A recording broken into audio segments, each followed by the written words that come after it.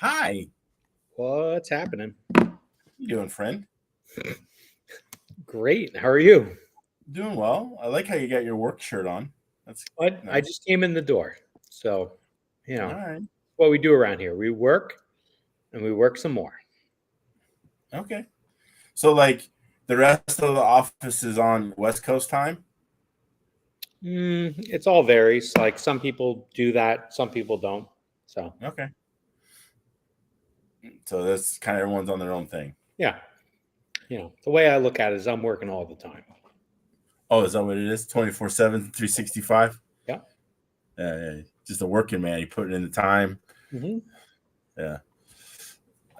Coach's kid, first in, last out, Something all like that. heart, all hustle. Yep. Tyrion, Yep. glad you're home. Yeah, he is. Rosie's glad too, right, Rosie? Yeah. Someone to bark at. Yeah, for sure. You know. Oh, good. Anyway, So, how was your weekend go? it was great. I had a little afternoon delight trip to SeaTac Friday to try some tires. Yeah, how'd that go? I don't know. It went better than well, at the time, it went better than I thought. I was all worried that 28 tires would be too soft, and they weren't. And in the back of my mind, I was kind of like, I wish I had some 24s. Did they even make those? Oh, yeah. Oh yeah. hmm And yeah, so anyway, I ran like 3 packs on Friday down at SeaTac, and I started with the 36Ds, which are just like pointless. They might as well be drift tires. Yeah. Um, and then I ran a spec tire we had from like 2 years ago, this Contact 34. Yeah. How was that? It was pretty good. It wasn't bad. Yeah. And then No, you liked that tire before. yeah, it's I don't know. It's not like overly fast, but it feels good. And Yeah. Isn't that just really a Sorex whatever? I don't think it is. Okay. And then I threw on a set of Sorex 28s, Yeah. and those felt great. And you're very happy at that point? Well, I was hopeful. Okay. Hopeful. Yeah, the hope, come the next day kind of went away. Oh, you thought you were going to be beating kids down and then. Yeah, it didn't happen. Oh, that sucks. Yeah, it is what it is. I got beat down.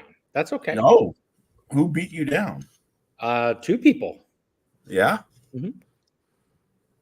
Yeah. You gonna name some names, or are we just gonna fucking leave it at that? Sure. Jake Danilchek put it on all of us. Oh, okay. He ran a different tire every round. Yeah.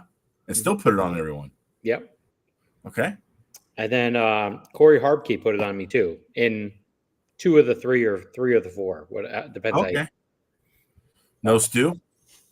No, he's in college. He's a college kid. Oh, I figured college isn't college done? No, it's April. I don't know. When does college end? Like May, maybe June. Really? Yeah. I always felt like it was sooner than that. Oh, maybe your football season was over, and then you were like, "All right, I'm done." I'll see you next season. Yeah. All right, guys, it's been a good one. Good game. Clap them on the app. It's well, there's no games. Mm-hmm. Yeah. No, we had spring practice. Oh yeah. Yeah, that was stupid. That was so horrible. It was just basically, let's just beat the shit out of these guys for 2 weeks. It sounds fun. And that's what we did. We just beat the shit out of each other because they're like, well, they have like 5 months to get healed, so we can just beat the shit out of them now. Well, sometimes you got to break them down to build them back up. I don't know what we were doing, really. It didn't I didn't need broken down to be built back up. I just needed not to be broken. Like, it just wasn't like you don't need to be doing Oklahoma drills. Like, it's just stupid. Yeah. But do you even know what an Oklahoma drill is? Nope. I just said, as I said that, I saw the look on your face like I have no clue what he's talking about. Yeah. This was becoming one of the portions of the podcast where I just check out. But yeah. Check out, yeah. Uh-huh. Yeah. You should Google Oklahoma drill, or go on YouTube and look up Oklahoma drills, because Okay. the spring break kids like to play it on the beach. Mhm. Pretty funny. Should my pants be on or off while I'm doing this? It depends on what you like to spank to. But yeah, it's yeah, I mean, each have their own choice, but yeah, it can get pretty hilarious. Like, there's some people that just get fucked up. You're like, oh god. Anyway. Sorry, you're looking it up. At the beach in particular. Okay. Yeah, I mean, yeah, the college kids like to do it on the beach, and then usually they get some girls to do it, and usually one just gets run the fuck over. So it's all about either somebody getting tackled or someone getting run over, right? And it's kind of a, either or situation. You're either the train or you're not. So, play some of these, or what were we just doing? I'm watching myself. It looks more like just like wrestling. Like you're running at each other. Well, I mean, so you start on your back, and then they blow the whistle, and you turn over, and then you just try to run through each other. Uh-huh. Yeah. Yeah, this looks great. Oh, yeah, a lot of fun. Yeah. Looks useful. I mean, it's just injuries. That's all it is. Yeah. Sounds like a great way to get a concussion. Well, it's just like, you always have that coach who thinks is the greatest that coach that grew up in the 60s and he thought it was the greatest thing that you ever did because, it creates men and, this is what I did. And, I got nothing wrong with me. Like, Sure. Yeah. Are you sure about that? I think there's nothing wrong with you. And so, yeah. Why don't you throw a couple videos up, kid? No, that's all right. No one wants to see these things. You'd be surprised. No, people like seeing people get fucked up. No, I'm all right. But yeah, anyway, so I think in all my testing and trying stuff and running tires and having the track change and blah blah blah, I think I've come to one major conclusion. Okay. My car has no good low speed steering. It's wild. And so don't know why 100% yet. But is this the car that pushed at Bakersfield too? Both of them. Okay. Oh, yeah. You got two cars fixed? I had two. Well, no. I didn't fix the one that was alive still from Bakersfield. I just ran it. All right. I built a box. Yeah. Oh. That's the one that has a slightly delaminated chassis. It's fine. Don't worry about it. Okay. Yeah. But you refixed another one, and so you had two. Yeah, correct. Okay. All right. And then one I also motored down on, which I think is better at SeaTac. I ran a 5.0 instead of a 4.5. Okay. Because I can see that. The straightaway is not that big there. Yeah. Yeah, depending on the layout. What layout did you run? We ran their layout that tries to mimic the Reedy race effectively. Oh, okay. Yeah. And so it goes counterclockwise. Okay. And so it goes past the driver stand, runs the full sweeper, the double sweeper that's super wide, and then has you run down to a 180 into the infield. And it is pretty fun. There's a lot of low speed stuff going on there. But didn't Reedy race run clockwise? Yeah, no, it ran at the Tamiya. It ran counterclockwise. I kind of feel it ran clockwise. Who went there twice? I'm just saying because the sweeper was on the right, wasn't it? Yeah, but you ran the sweeper. Nope, because you had the 180 and then the 180, and you came around the front stretch. There was a chicane on the left that you ran through, and then you went down the straightaway through a sweeper into a 180. Trust me, I hate that fucking track. Never got to race there. Yeah, it's all right. You're not missing much. It was in its day, I think, amazing. Right. And if you owned a Tamiya car, it was amazing because you get to go there all the time. Yeah, well, I think every Saturday or whatever it was, but yeah, it was one of these things where, it was all about if you knew the track, and because it's effectively a ribbon track, there's never another layout, so the driver makes a lot of difference there. So, but like it's the experience factor that makes the difference there. It's it's kind of annoying, but whatever. Right. It is what it is. If you're a track rat, you're dialed in. Well, you could be. There's many track rats that can't get dialed in. Right. But that is what it is. So, now, go ahead. What was your tire that you liked? I told you to go ahead, and I still asked the fucking question. Yeah, so I ran. I'm sorry. I ran 2 sets of Sorex 28s, and then I ran. How were those holding up? Seemingly fine. So, like, you didn't seem like you had a lot of fall off. Well, they didn't seem overly fast. I think that's the other thing. All right, and could that be set up? It could totally be all set up. Yeah. Okay. Because the car felt okay at high speed. It would hook up, it would lay down power, blah, blah, blah. It would turn at high speed, all that stuff. But it was just more at like low speed, it kind of stuff. Gotcha. Needed to get the car more on the nose, huh? Yeah. And so like I did a bunch of things. There was one other tire I ran too. I ran a Rush 28X.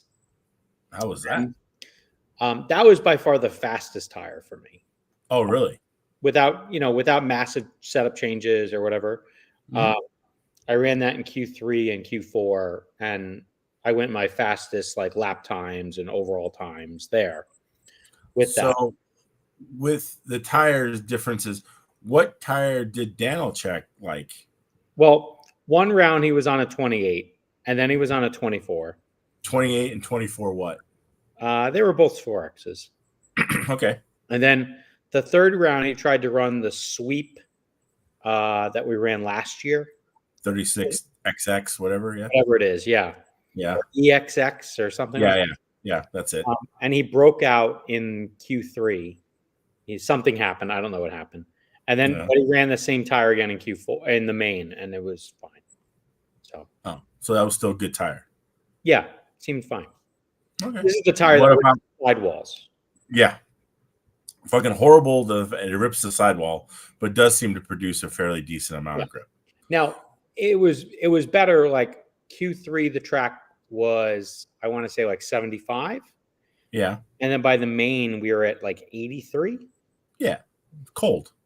Yeah. Well, but earlier in the day, it was 55. Yeah. And then it was 70. And then it was 72. And then, just nightmare stuff. So what tire did Corey run? Sorry. So funny enough, he ran something that he ran a sweep tire. Okay. But it had treads on it. Oh. I didn't like the wet weather tire? It isn't a wet weather. Oh. Here's the header card.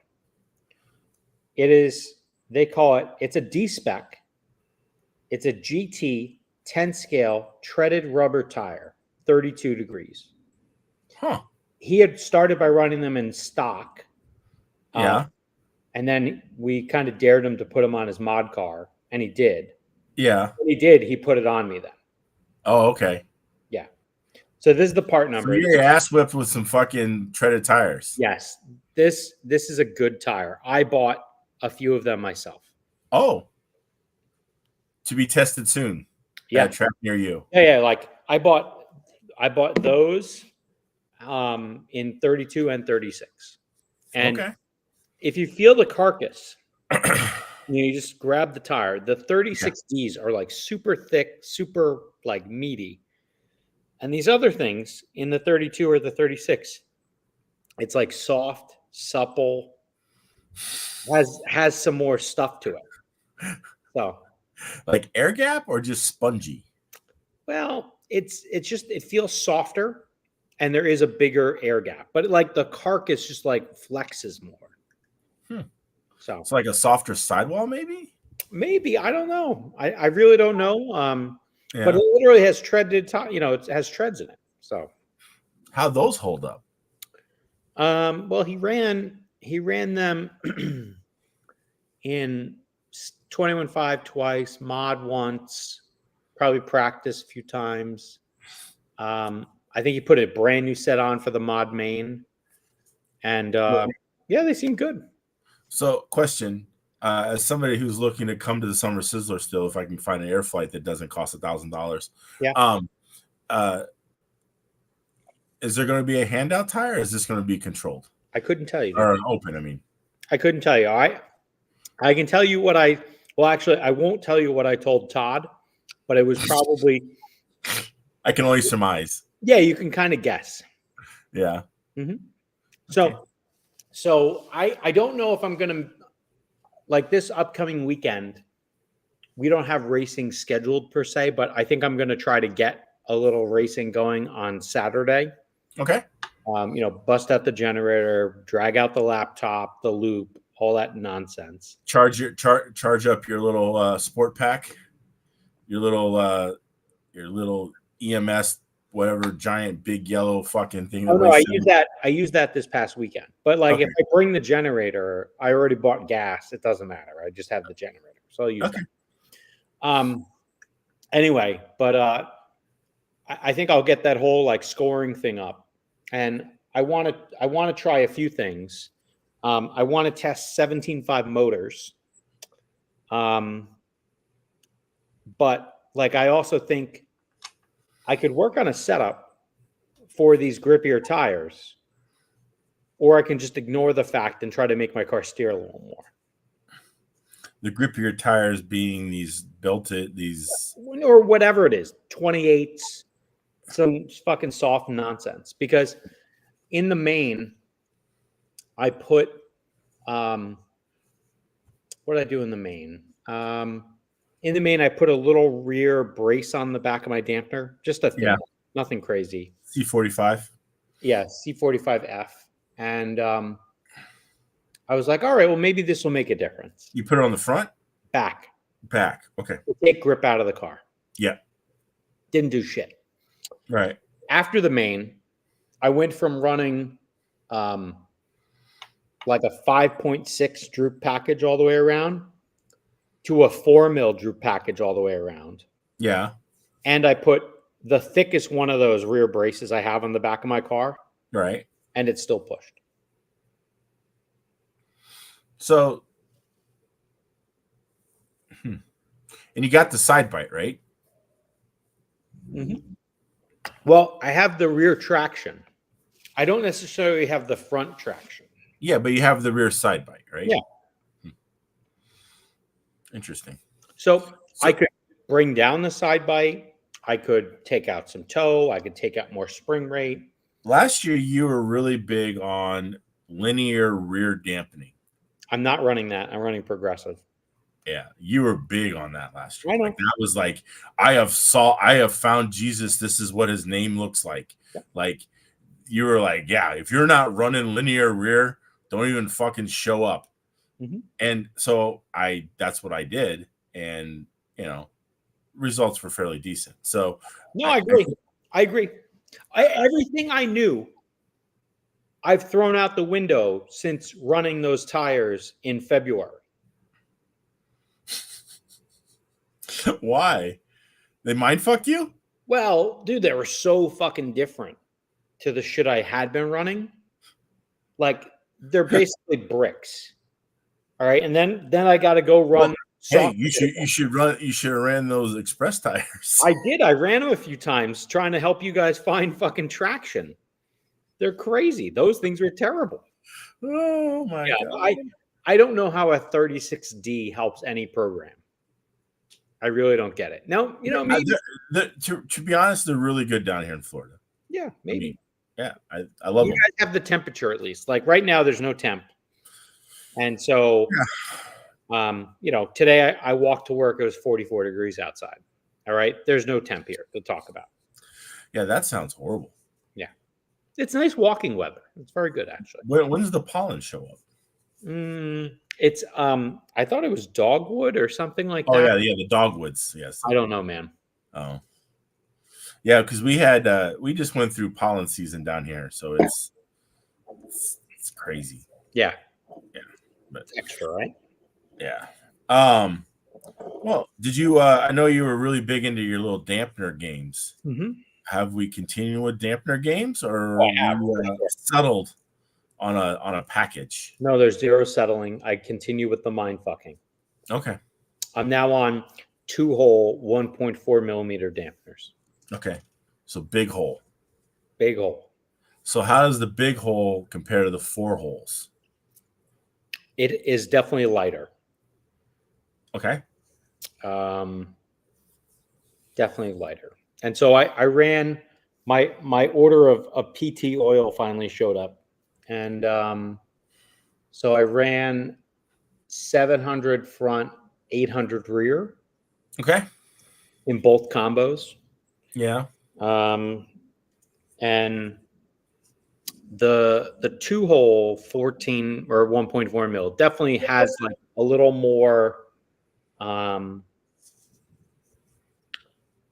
I will just say movement to them, like definitely has less overall like rear traction, but I just think there's something inherent in what I'm doing right now that is limiting my front traction, and I think it's really just limiting my entry steering.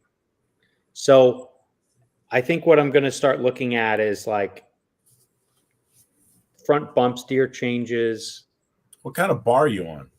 I'm on a 1-2. Well, that's a lot of it right there. It could be, yeah. Seriously. So when I went to Heroes, and the first weekend before the state race, I was running around and yada yada yada, and I'm like, there was some changes I wanted to make, and I was just trying to get a baseline of what I think I needed, the direction I needed to go, and then I came home and I made a lot of the big changes just because it was a club show, didn't want to get crazy, right? So, one of the things was I was running a 1-1 and I was going to go to a 1-0, Mhm. and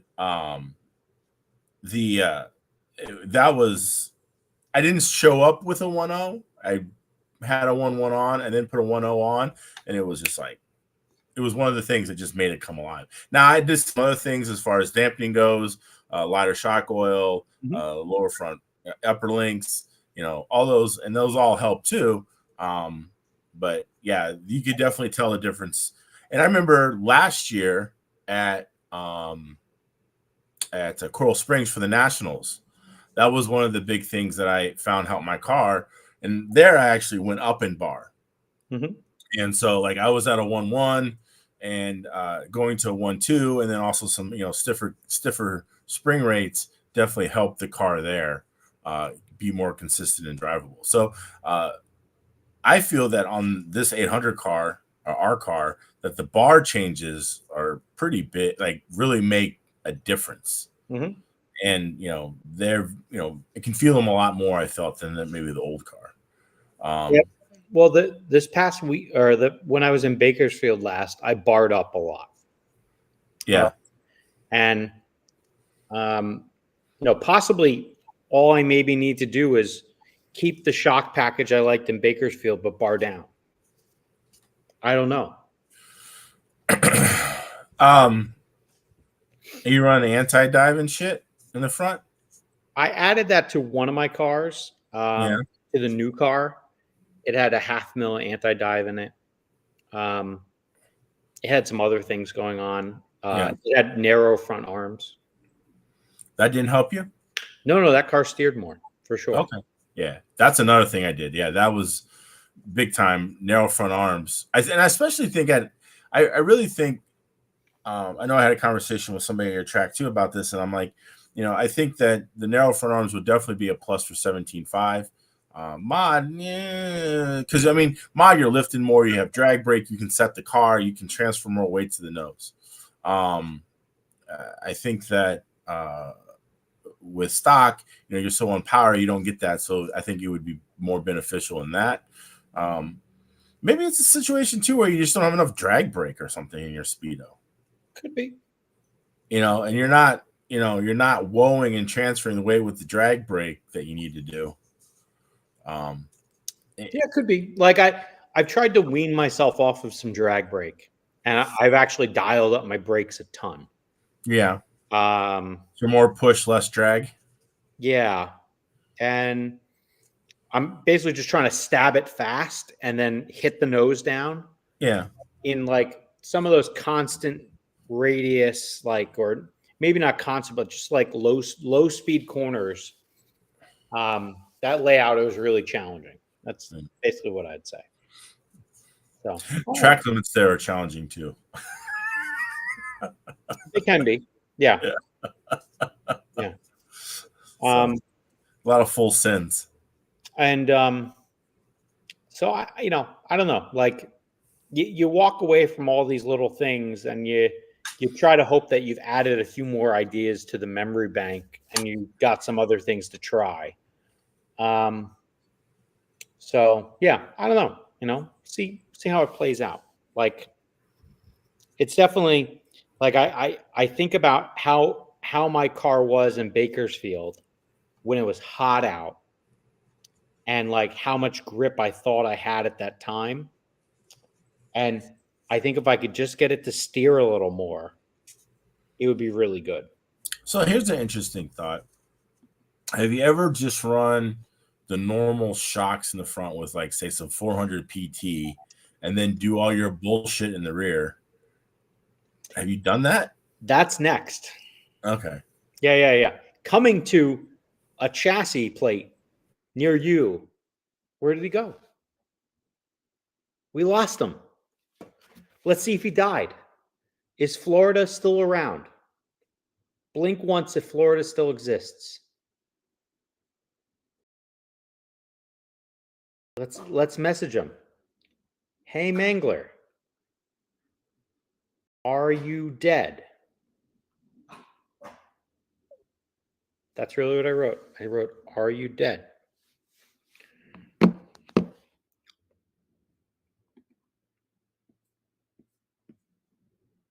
I'm here. Hi. What's happening over there? You okay? Yeah, like my computer was sleeping, so I just kind of ran my hand across the mouse and the goddamn thing crashed. Yeah. Terrible. I was just trying not to, keep the computer from falling asleep. Yeah, it is what it is. Yeah. Yeah. All so right. Coming to a chassis plate near you. Yeah. Coming to a chassis plate near me is going to be some normal shocks with your package on the front. All right. Well, what I'm going to do is just build another complete set and have. I was already running that once in Bakersfield, and but all the trials and tribulations and broken shit I did there got me a little off some of my game. Yeah. Well, you got some of the. I saw that you got a nice big restock at Awesomatics USA, so you're able to. Oh yeah. All the parts got ordered in like triplicate. Yeah. A triplicate, so because a third of those had to go back to you. Yeah, dude. Like when you're buying chassis plates, like they're going out of style right now. Don't you have kits you could just bought? No, come on, kid. Let's not get crazy. All right. When chassis plates are going out of style, then you got to like be like, whoa. Right? Yeah. So anyway, like the biggest problem I think I have at the moment is like I recently bought, or the wife did. She brought a Brothers P-Touch labeler, and I think I'm going to have to label all my shocks because it's just crazy right now. All right, I got that would actually be a really good idea. Now you just got to make sure like the Mighty Gripper doesn't fucking eat the label. Who knows? But like at this moment, anything would be better than my random Sharpies I got going on these bad boys. Because do you have the black with the print to white? Because that would be even better. I don't know. You gotta get the black ribbon that prints to white. I don't know if I have that. Because then it'll look sexier too. You won't see this big fucking white label on there like you just got out of the hospital and you had to wear this stupid wristband. Either that, or I should start engraving numbers into the bodies of the shocks. Oh yeah, that will look horrible. But at least I can then be like, oh, that's number one. Number one, oh, that one has this. Yeah, but the problem is, I don't like that idea. All right. I don't necessarily like engraving. Okay. But no, I do like the label maker. That's a swell idea. And again, if you get the black ribbon with the white font, that'll look pimp. Because then you could like put it on the bottom or something. You won't really see it, and you just got to make sure that the fucking shit doesn't eat it. It probably does. You'd be surprised. I mean, we use some of that stuff. We use some of that stuff in some pretty, and they hold up. You guys are running Mighty Gripper at where you work? Man, I didn't know that. It's like NASA technology. Holy shit! Yeah, wow. No, but we got some harsh stuff we got to clean these boards with. So it's like okay. All right. Yeah. Hey, I was excited that you guys were running Mighty Gripper. I was like, ooh, he's rolling in it. I'm sure some of the stuff we use is probably in Mighty Gripper. Yeah, probably. Like the tears of children. Yeah. Anyway, but yeah, so I don't know. I'm there's more ideas dancing through my head. The one other thought that I have is I recently added, this was like in Bakersfield on either Sunday or maybe Monday. I think it was Sunday, though. I added what I'm going to call the rhino horn, where you put something on your front bulkhead and it has the little nub up to prevent the hood from dipping in. And I wonder if that took some steering out of my car. That thing. Yeah. No, because I wouldn't think so, but yeah, I don't know if so like the last few go arounds, I've done a bunch of stuff with some 3D printed stuff getting attached or near bodies. All right. And I might have screwed up some dynamics here. So these are just the things dancing through my head at the moment, but that's all right. Hey, it's okay. I can keep on losing at club shows or things that don't matter. You just got to put it together when it matters. That's all. Yeah. No, I agree. I fully agree with that sentiment or mentality. Yeah. Club show's a club show. Who cares? Yep. And, yeah. No, I get it. Now, the thing is, and what's interesting, and what we need to message Mr. Meshler about is the one that they have for the rear. Yeah.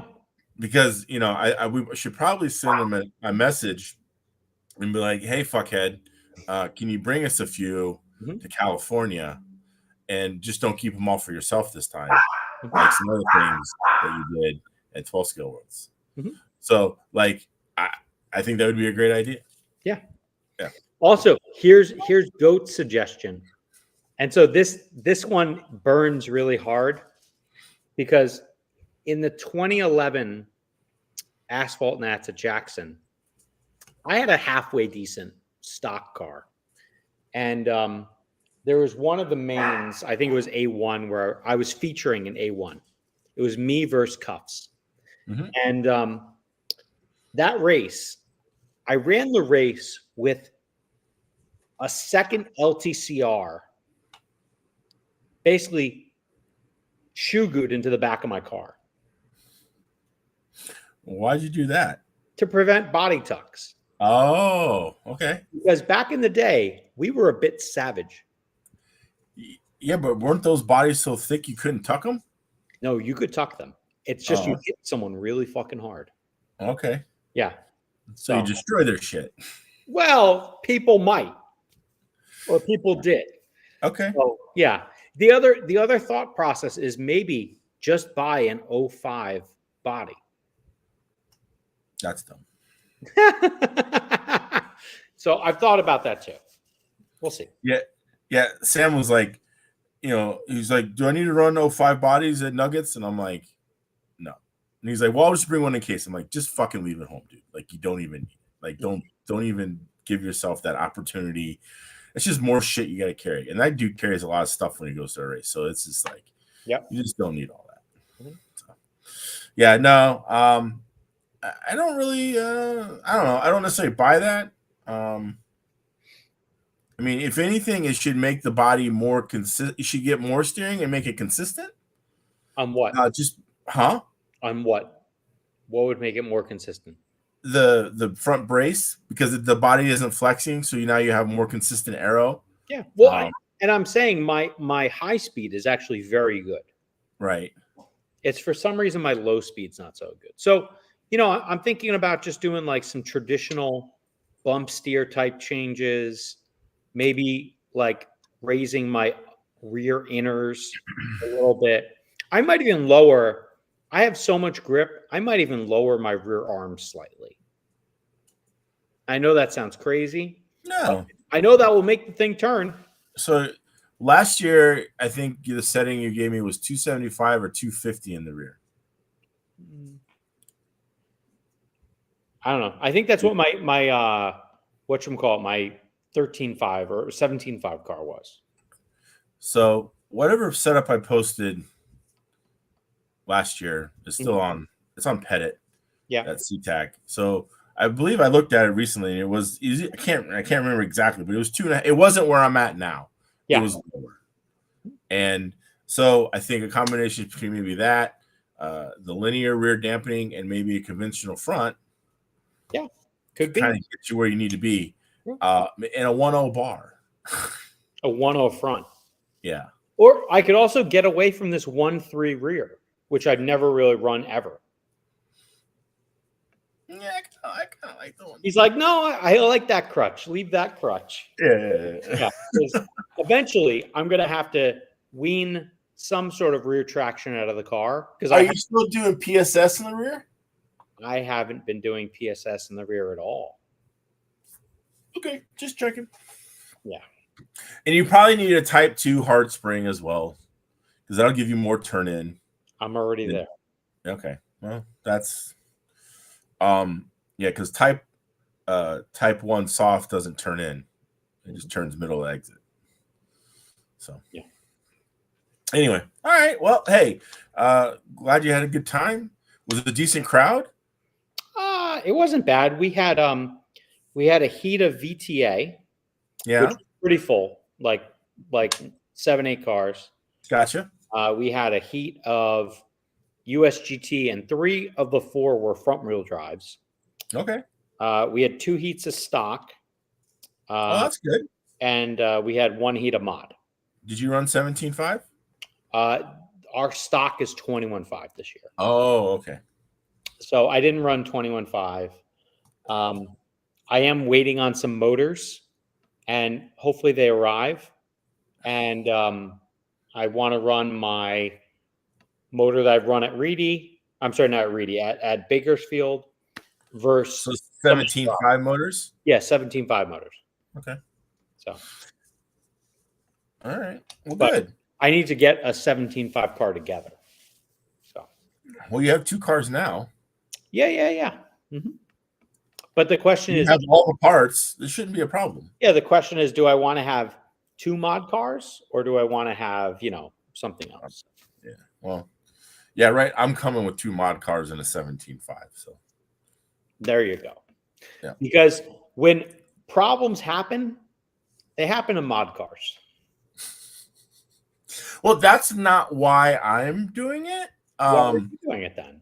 I'm going to have the car that's remained untouched. Like you were told to. Yeah, and then the car that will have the low grip setup or low bite setup on it. Really? That's interesting. Yeah. Okay. So, yeah, I think we're going to go with that. Because again, I don't expect the track to be. I mean, it's probably going to be a little warmer. Yeah. But I don't expect you to be like crazy. Like it's still going to be on the cool side. Yeah, it's May. Early May. In May. Like there's still probably going to be 50-degree mornings. I would almost guarantee it. Yeah. So I mean, the bite's probably going to come up just with the number of people running there. Yeah. But I don't necessarily think it could rain the week before and then you're all fucked up again, right? So I think the luxury we had in February is that they ran on that thing for like 2 months and it never rained. Mm-hmm. So yeah. And the rained on track comes in and it gets good. Yeah. But it's still not what it was in February. Oh, not even close. Yeah. So I think that's kind of my mindset. I'm going to have one for whatever grip level we have, and then just adjust from there. And I think the car you actually raced, you should just take the droop down a little bit, and then just roll out with that. I mean, very well. I mean, it's yeah. I mean, there's a couple things I still want to try. Like again, I want to go back to Type 2 instead of Type 1, but that's really the only thing that takes 10 minutes. So it's not like it's going to be a deal breaker. But anyway, yeah, looking forward to it. I know you have a crazy schedule coming up, so yeah, I hopefully, I think we can do next Tuesday's show if you're in for Tuesday. Mm-hmm. And then the week after, I probably can't do the Tuesday show, but maybe we can do like we're really tired right now from Bakersfield show. I mean, it depends on when you show up in Bakersfield. I'll be there. I drop off the car at 1 p.m. Okay. Yeah. So you might be. Yeah, maybe. Whatever. Eventually, I'll get there. It depends how long it takes to get up there from San Diego. I don't know. Yeah. But yeah, we'll see. Should be great. Dude, it's toy cars. It's gonna be awesome. I just know that I need to be like packed, ready, blah blah blah by Tuesday. Of Tuesday a week from now. Yeah. So I'm fucked. Anyway, yeah. So my biggest goal, other than like trying to build a stock car or a super stock car or whatever, and maybe build up or change a mod car and change all these other things, is just to cut some bodies. That's my big goal. Yeah. I haven't worked on shit. So like yeah. It's fine. Yeah. And I won't be able to work on shit till next week. So that's all right. Yeah. Well, you got a whole week on me. That would be great. Yeah, but when you're in San Diego, you could, you're gonna have all your shit with you. You just at the hotel room at night, just sit there and picture pages it up, cut out bodies and good kid. Mm-hmm. You're not gonna work while you're in San Diego? No. Why? I just didn't. Oh wow. Okay, here's a great question. Had you ever played Dungeons and Dragons? Is that what that means? Yes, D&D. No. No? No. All right, because was there a bet? Who won the bet? There wasn't a bet. There was a video on YouTube, and someone was trying to figure out, is this Mangler talking about Dungeons and Dragons? My hair would never look like that, nor would I have facial hair like that. That is not even near me. That guy looks like a troll. Wow, that's aggressive. If that's what I look like to people, fuck you. I mean, goddamn. That's aggressive. Yeah, anyway. But no, I don't play Dungeons. I've never played Dungeons and Dragons. You gotta remember that I was an athlete, and I was spending a lot of my time doing athletic things. Yeah. I know it doesn't look like it now. Again, we've talked about it.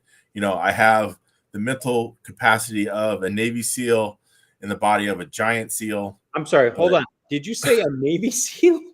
Yes. In the body of a giant SEAL.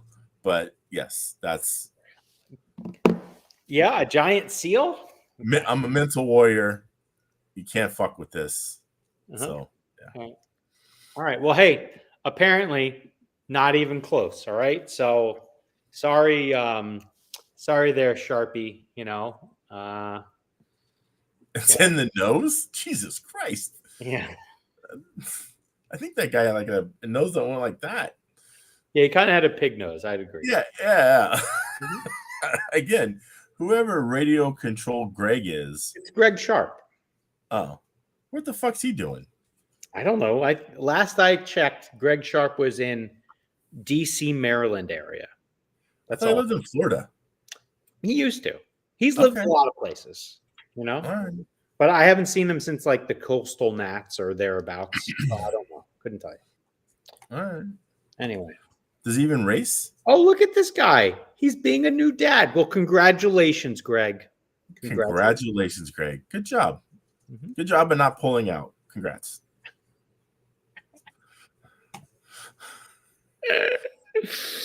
Anyway, yeah. Well, fuck Greg. So grumpy. Anyway, there's dog activity. They think I see that. Is the UPS guy there? Is he delivering all your Awesomatics parts? No, I think they show up tomorrow.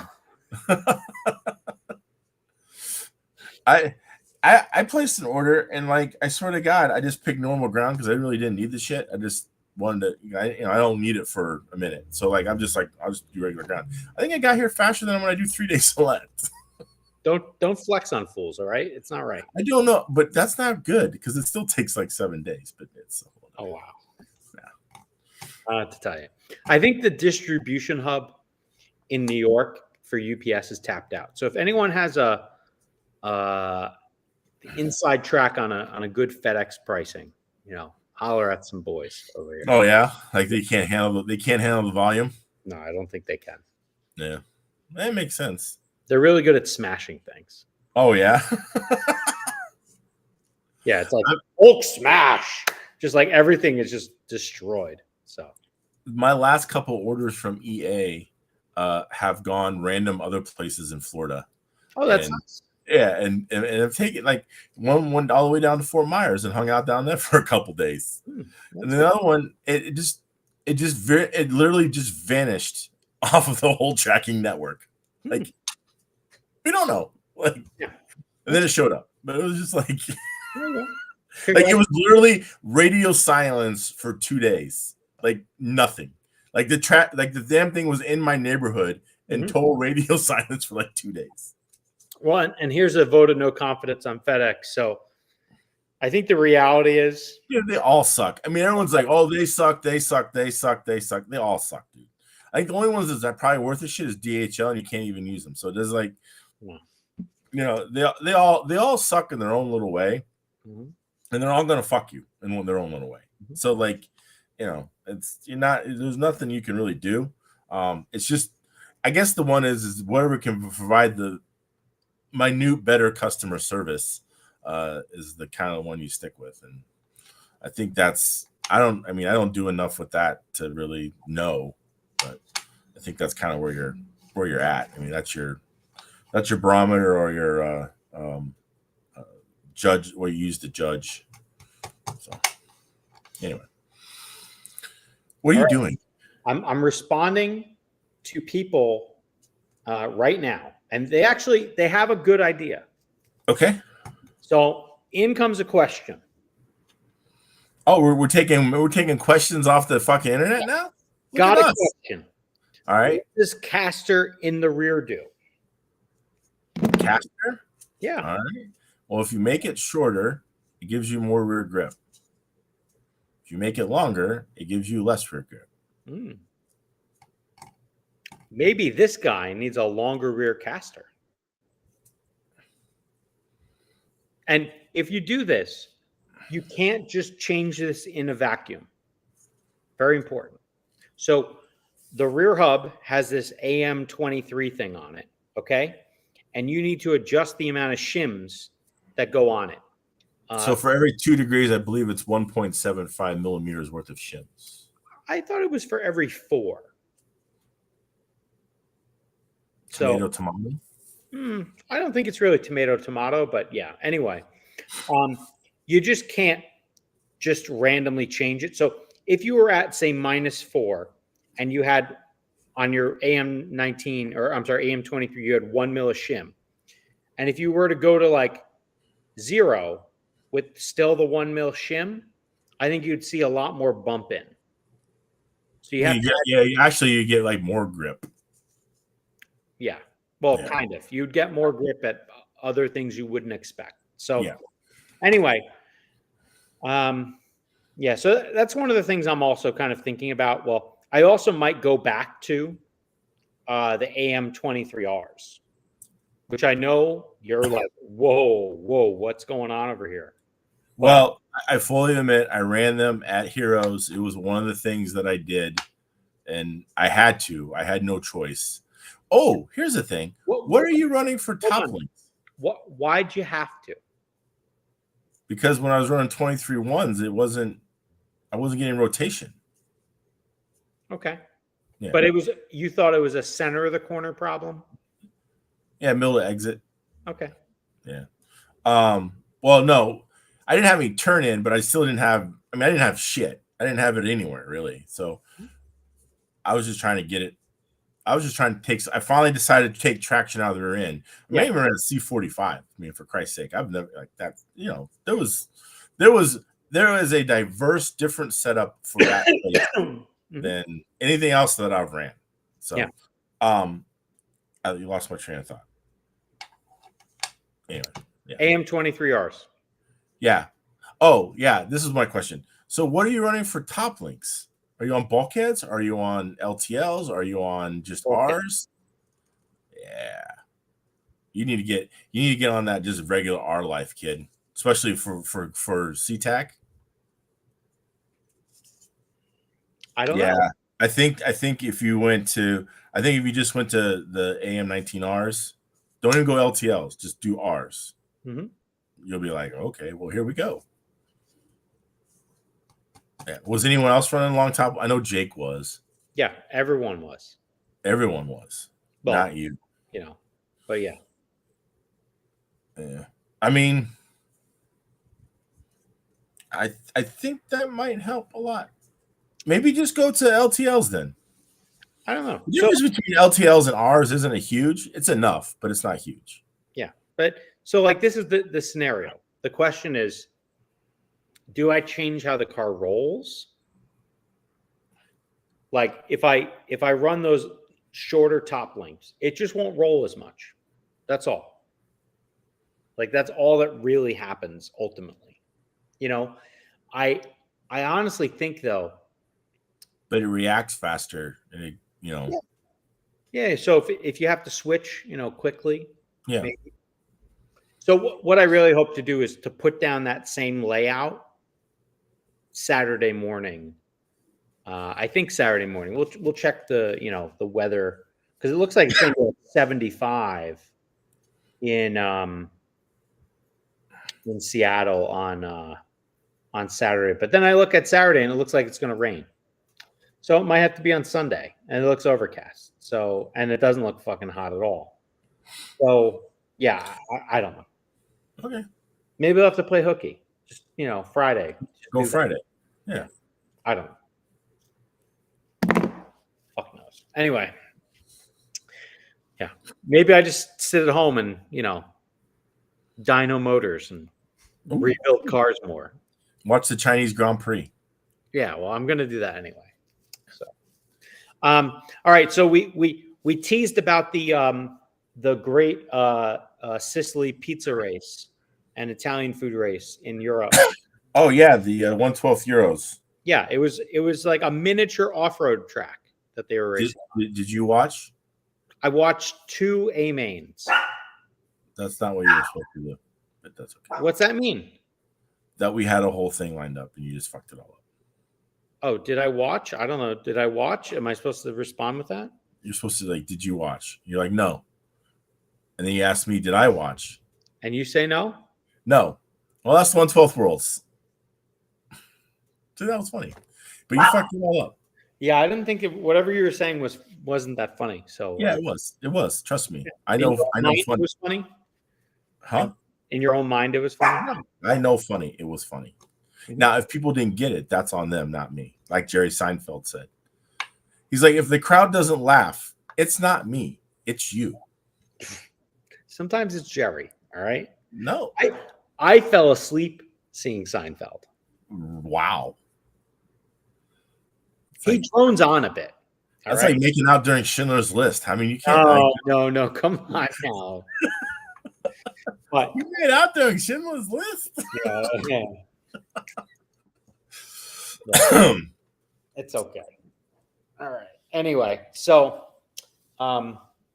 the real question is, what would have you done if you had flown to a different country and were greeted with basically racing in a hall that had a floor of like your grandmother's living room or dining room. Well, my grandmother's dining room was rather smooth, so I mean, I don't know. Okay, imagine your grandmother's dining room. I mean, obviously you're there, you've committed, you stick around, unless you're like Stu Cartwright, who goes to the worlds and leaves after day one. I mean, or maybe didn't you and G go to the beach? But that was after a few days. And that was G, not me. Again, let's get this straight. So, no, I would definitely have stuck it out because, you're there. Why not? I wouldn't have been running mod 12 scale, so it wouldn't have been as effective for me, being that, I'm not running mod, so, they're more sensitive to things like that. But yeah, I would have hung out. I would have tried to do my best, put forth a valiant effort. But it makes you wonder, like, what's going wrong within EFRA where they think that's okay? Well, I guess the question is they had a warm-up race there like a month ago, and there was no talk of the bumps. Hagberg went. Like, did these bumps just magically appear? Did they put the boards down in the wrong direction? What happened? I don't know. It was subfloored, wasn't it? No, it was right on a fucking terrible small ass plank floor. So I guess the question is like, why wasn't this brought up at the warm-up, I guess? Because I know other people, I think even Ollie Payne went. I don't know. It looked to me like a goddamn shit show. It definitely, I watched a lot of the mod, and it definitely, the cars would just hit a bump or come on the straightaway and just shoot sideways, and that's just that can't be fun. Yeah, I mean, not when your car's just randomly going directions. I mean, there was a couple mains. I don't even know. Ollie was just all over the straightaway running peanut lines. I don't know if he was trying to avoid the bumps or hit I don't know what was. And it definitely got him out of shape for that first corner. And that was even more brutal. You're going down a straightaway, and then you have to do 180. And then you have a 180 into a chicane. Now, Reinhardt in the first A main looked amazing there, bro. Put spectacular moves on folks right in that corner. Like he literally he set motherfuckers up, and it was nice. It was really nice. Too bad he qualified fourth. Yeah, I don't know how that happened or why that happened, but it happened. I don't know if he really still had anything for Orlowski. I mean, he was gone. He was pretty much checked out. But yeah, it was definitely looked rough for 17.5. The controversy coming in A3. Did you get a chance to watch A3? I did not watch A3. I saw Spec A3 and Mod A1. Okay. Well, so in Spec A3, obviously at this point, Orlowski has won the race. You mean Mod A3? Huh? Mod A3, you mean? Yeah, Mod A3, sorry. Yeah, Orlowski's won the race, so they start off. Ollie was running some peanut lines down the straightaway. Hagberg was fairly straight and made up some ground on him. As they were going into that corner at the end of the straightaway, Orlowski went a little wide. However, Hagberg looked to jump the curb. Do you mean Ollie went wide? That's what I said. You said Orlowski. Oh, sorry. Ollie went wide. My bad. Ollie went a little wide. Hagberg took a tighter line and jumped the curb, and the curb sent him into Ollie's car. And that's the way I see it on the video. I definitely feel that Hagberg wasn't like trying to take out Ollie or anything like that, but I feel he got on the curb, kind of shot him out, and Ollie had already went wide, so they collected. So I think it's kind of like two rights don't make a wrong in that situation. Wasn't that a left? Yes, it was. Okay, just check. Yeah. So, yeah. And then, and I feel that uh, uh, even though Hagberg ended up getting a 5-second penalty for that, all right, Hagberg ended up getting a 5-second penalty for that later on or after the race, which I don't really feel that was just. Um, I He was fortunate that when later on in the race with about a minute to go, the kind of the same area of the track, Alex hit a curb, went wide. Mark got to the inside of him, hit him, and Mark waited and let Alex go. I think that in that case, I think Mark actually was way more gentlemanly like than he should have been. I think he had the right to that pass at that point, and that he should have just kept on going. Now, it wouldn't have changed anything as far as overall results after the penalty that Alex had. Maybe he felt Alex was going to get a penalty.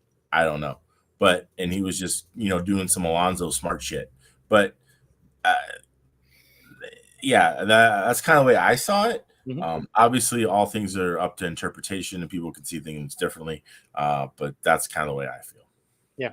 Well, I agree with Ron. 8 tires turn better than 4. Yeah, I think at that point, because Alex hit the curb, he didn't have much control of where he was going, and Ollie just happened to be there when he landed. You know what I mean? And yeah, I just think it was at that point because one went wide and one was a little out of control because they went over the curb, and maybe the stewards at the effort race felt that Alex should have had his car more under control and therefore wouldn't have hit Ollie on the track where your thing looks like it's having a seizure. Again, yeah, I mean I understand, but I mean the curbs were pretty much the same as a bump down the straightaway. I mean you're just running over curbs.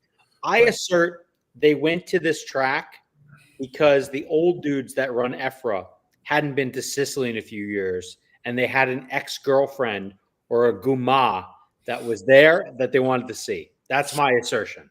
Well, it could be. I don't know. I mean, isn't hot race tires isn't in Sicily? They're actually in the boot. So it wasn't. I mean, maybe hot race was like, we need to have it here. I couldn't tell you. There's a lot of companies in Italy. All right. Yeah. But I don't know why I was there. It looked like a disaster to me. So other than the food, I'm assuming everyone had a miserable time. It's hard to say, but I mean, Orlowski didn't, and then he enjoyed himself, sure. And Simon, he enjoyed himself. So, well, whoever won is always going to be like best race ever. But yes, other than that, come on, let's be serious. Yeah, it's just interesting that obviously somebody had to have known ahead of time and was just like, oh well, yeah. But they're European too, so like they're like, oh no, this is just racing. This is how racing's supposed to be. That even though the track has character, you're supposed to adapt and overcome. Stop being a baby, you American, whatever. Yeah. Maybe that's what they're thinking. You know, they're like for Trump. Let's just go. All right. Anyway, I lost him. All right. Anyway, so I don't know. The 8 scale worlds probably will have a flatter track than that 12 scale track was. Right? There'll be less potholes there. That'll be back in Spain. Yeah, which is a glue track, which looks dialed as fuck. Yeah. Amazing looking. Well, they all know what tires are going to work there. That's for sure. Hot race? Pretty much. Yeah, probably. Yeah. But hey, I'll assume that J Concept is trying to figure out whatever they can to make a tire that competes with hot race. So. Oh yeah, I'm sure they will. Yeah. You would think. I mean, I don't know how quick it is to rapid prototype a tire tread, but you would think with the knowledge base that these companies have had over several years that they could pretty much come up with something really close like that. Yeah, but you just need to have someone show up with something and no one else has seen before, either a tread or a compound. Yeah, and if that to work, you're like, woohoo, But I think at this point, there has to be there again, the knowledge base that you've built up over the years. You should probably have a pretty good guesstimate of where you need to be at.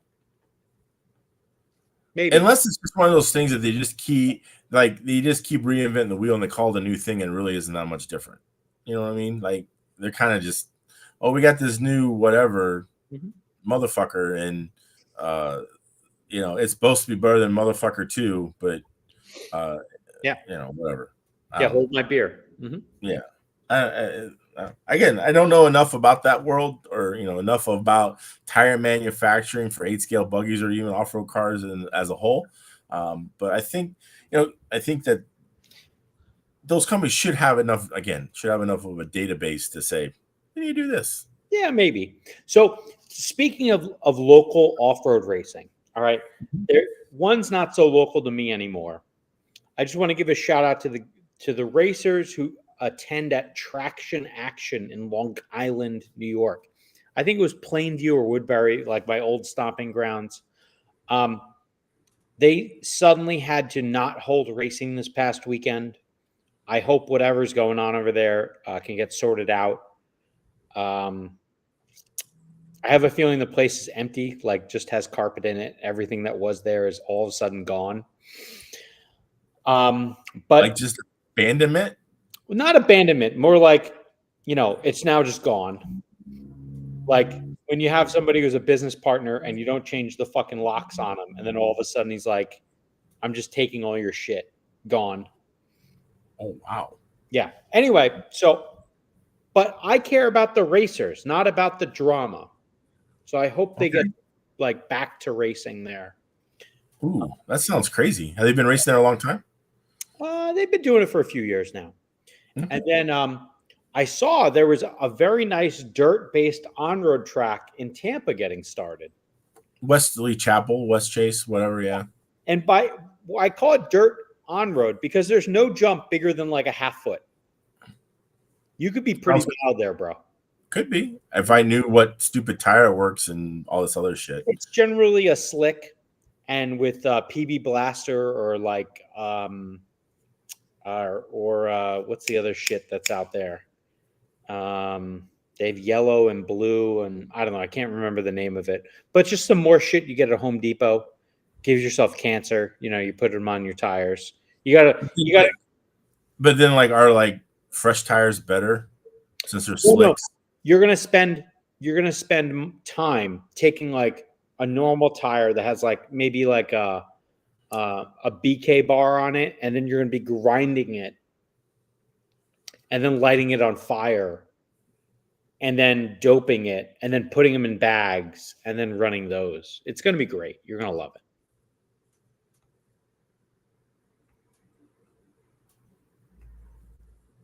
What the fuck? This is the reason why some people have such an advantage running on-road, because they're doing this sort of shit to their tires. Who's doing that to on-road? Okay. Yeah, it's called Liquid Wrench. Thanks, Goder. Appreciate it. I think what's in my goatee there, Goder, it's called old age. It's called silver hair. Yeah. Yeah, I just that process sounds stupid. And so I'll send you some YouTube videos. Why? Because. Why can't you just buy a slick tire, put it together, and go run it? You can. Many people sell them, and they're slow. Why? Why would they be slow? They're just slow. Why is it that you take a tire and you grind all the shit? It's because it's thinner? And you work the insert in, and you did XYZ other stuff, and blah, blah, blah. You massaged it. You gave it love, Mankler. I'll just need to find somebody that can do tires and just be like, here, make me a fucking set of tires. Maybe. And then be done with it. Yeah. I guess it all depends on how long they last.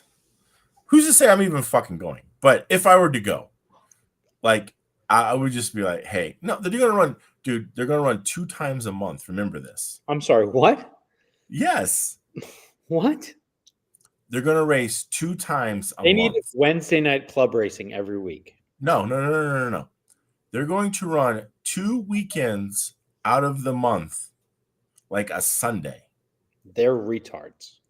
That's it. No more, no less. 2 times a month. That's it. Well, that sounds like a great way to go out of business soon. So, Well, I mean, I look. I don't understand the logic. I really hope everyone the best of luck and success. But that does not sound like a beneficial plan. mm-hmm. Maybe they'll run on Saturdays. I don't fucking know. But anyway, Sunday doesn't matter. It's 2 days, 2 race weekends a month. If you have a permanent facility, you should be club racing weekly. Not there. 2 days a month that they will race. Yeah. So, I mean, I don't know how much dirt costs, but I don't know how you're gonna get your money back on 2 nights a month. I don't know. Couldn't tell you. I mean, they got 20,000 square foot Bed Bath and Beyond they got to do something with. So, whatever. Hey, hopefully they're pushing a lot of yayo out of it. Yeah. I mean, they're laundering all the money. Like the only thing that's going to keep them alive. A bunch of they're going to launder all the money. This is going to be some fucking Ozark shit to the fucking next level. Yeah. Hey, I've already been told I'm not allowed to get involved in that. I know. I think that's sad because I mean, put it this way. If anyone's out there needs to launder some money, right? And they need somebody to be the front man for a business. Yeah. Hi. I mean, I gotta sit around and race RC cars all day and say that there was 700 people here and there was 4. Sure, I do that. Yeah. You'll buy all the AMBs. I mean, whatever you gotta do. Yeah, you bring the AMBs in the front door and you sell them at the back on a discount. Doesn't matter. It's all fucking profit. Mm-hmm. Those good fellows right there for you. Yeah, except with AMBs, but yeah. Mm-hmm. Hey, look at me. Yeah. Hey, so anyway, from east, both are on east, from east to east, but north to south. I hope those things start popping there. I mean, I do too. I bet it'll be interesting. I mean, it looks beautiful, really. I mean, yeah. I know the one kid that runs the track in Tampa. He kind of helped build it. So, yeah, he's a pretty fast kid. All right. So last thing maybe to close with, Chinese Grand Prix. All right. Yeah. I shared my team last week. This is what it is. Still? I haven't changed it yet. I will change things maybe after Q2. Or I'm sorry, P2. So yeah. I got Perez. He's on retainer for 2 more races. I got Sainz for 4 more, Hulkenberg for 4 more, and then Hamilton, Ricardo, and Racing Bulls. They are on a 1 race deal. 1 race. So, did Sainz really go to Mercedes? I don't think so. I hadn't heard anything like that. Okay. I kept seeing some shit over the weekend, but I was not. I was busy. Okay. I didn't know if it was fake news or. Yeah, no. I think Charles Leclerc is trying to figure out why he is getting cuckolded by Carlos Sainz. That's all that's happened in the last few weeks. Yeah, that's it. Mm-hmm. Oh, Alonso re-upped. That's real. Yeah. Congratulations. His longest contract ever. Mm-hmm. 2 years? No. It's probably 6 years. He'll be there till 2030 somehow. Yeah. I think it's 26, but okay. Who knows? I'm surprised he wants to run a Honda engine again. That will be the motor. Yeah. Hey, he's getting banged out by one every week. All right. But we'll see. Like new motor program come 26, everyone is going to be out to lunch. Like there's going to be brand new motors for Audi and brand new motors for Red Bull / Ford. We'll see. Could they Cadillac still making? They're still Andretti still making a motor. Well, they want to make one for 28. Is that 28 now? 28 is what they've been talking about. Okay. And no one's got a single ounce of love for Andretti. All right. I do. Well, no one in a position that matters has a single ounce of love for Andretti. Right? Maybe the was it? Alpine. Maybe they can run that fucking motor. It might be a lot better. Well, Alpine, they're supposed to make a new motor. Hopefully they can. All right. They might be running an F2 motor that time. They've been running an F2 motor for several years from the sounds. It seems some of the sounds of it. Yeah. I don't know. I would think for a car company that you're trying to launch that only sells one car and it's a little kind of sporty shit box, you think you would like invest more. I don't know. They had to have fucking Spider-Man save his ass. So No, Deadpool.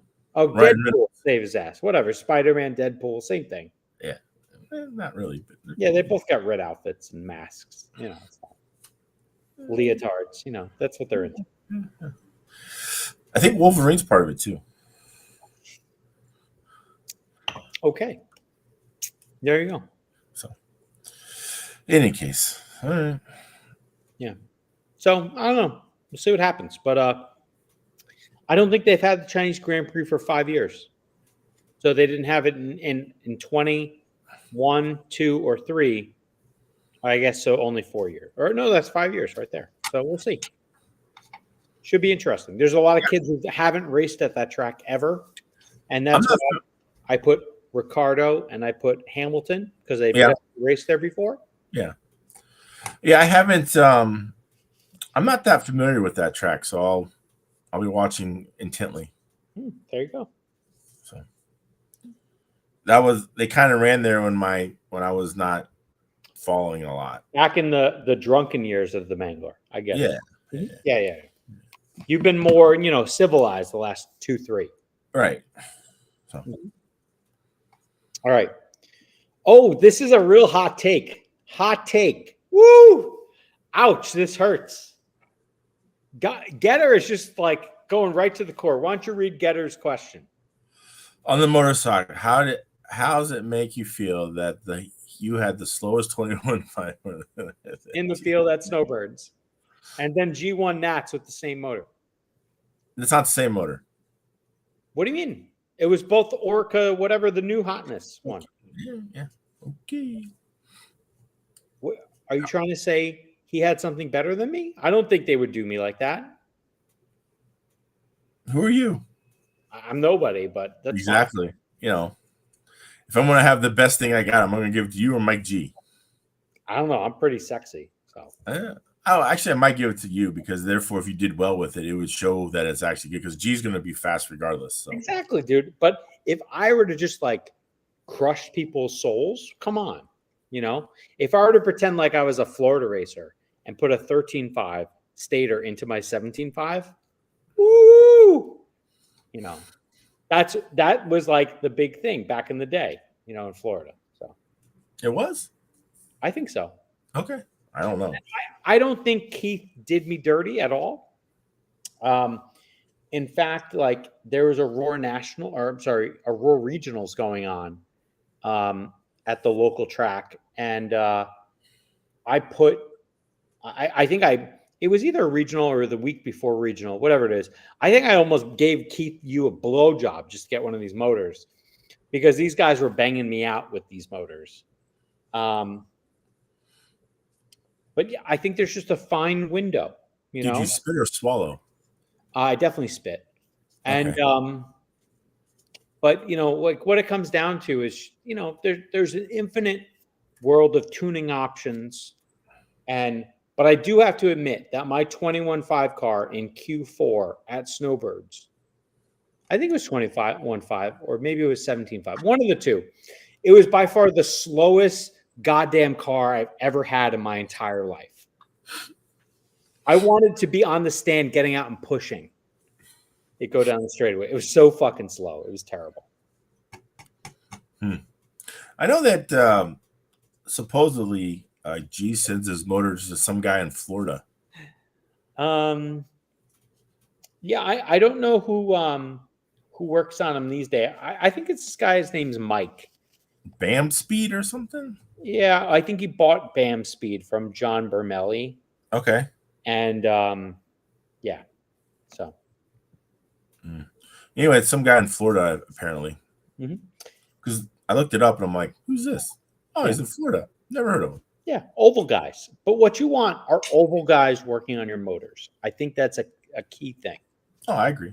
And so when you get an oval guy and a motor, one of two things is happening. It's either really good or it's super cheater. One of the two. Doesn't matter. Because both of those are pretty good.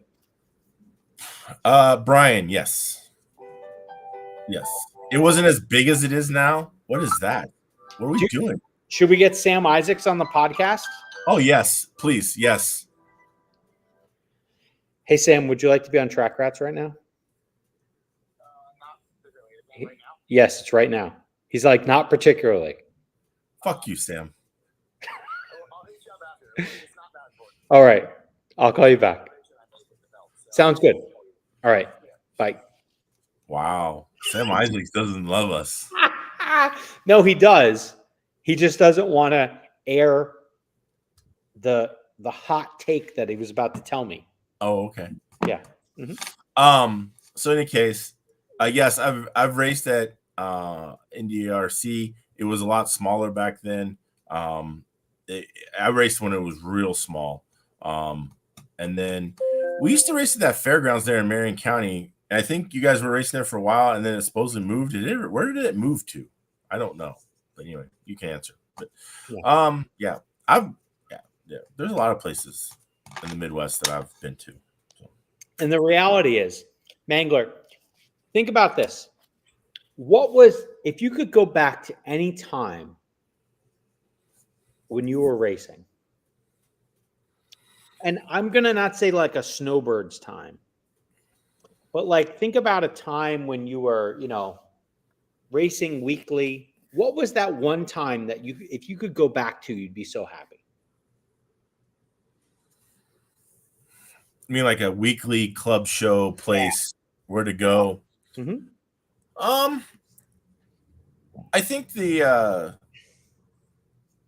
probably one of two places. It would probably be when we raced at Hobbytown in Castleton, Indiana. Okay. There was when Sonny Brown was there, and he was running the hobby shop, and we basically we had Thursday night, or we had like a Wednesday night race program, and then we had our Thursday night, and then we ran again on Saturday. So it was 2 times a week. He had the key. We were just there fucking grinding out laps, right? So that was early. Oh yeah, early 2000s. That was good. And then when I moved to Cincinnati, and there was 2 places really. There was the World of Hobbies that I can't remember the guy's name. That was nice because we could just stay there and track rat all the time. And then when they had the other track in Tri-State with John and Roger and all those, that was really fun too, because again, just track rat the shit out of that place. Had a key, show up when I want, I mean, and then I guess I can even put my own track in there. That was a lot of fun too. Just show up whenever I want to run as much as I want to run. So I think the key is just being able to have my own key, showing up wherever the fuck I want, and being able to run. So clearly you want to do all the laps. Yeah. And whenever you want. Pretty much. So which one of those? Or as much as I want. As much as you want. So which of those yielded the most enjoyment? Like the results? No. Enjoyment, not success. Success is different than enjoyment. Well, I think but I think they really coincide with each other. Oh God, yeah. All right. Yeah, like you got to have, you got to have the success to continue the enjoyment, right?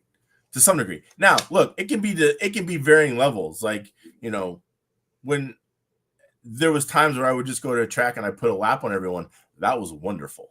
I loved those times, right? Now we've kind of realized, well, I won my heat. Yeah. So, that's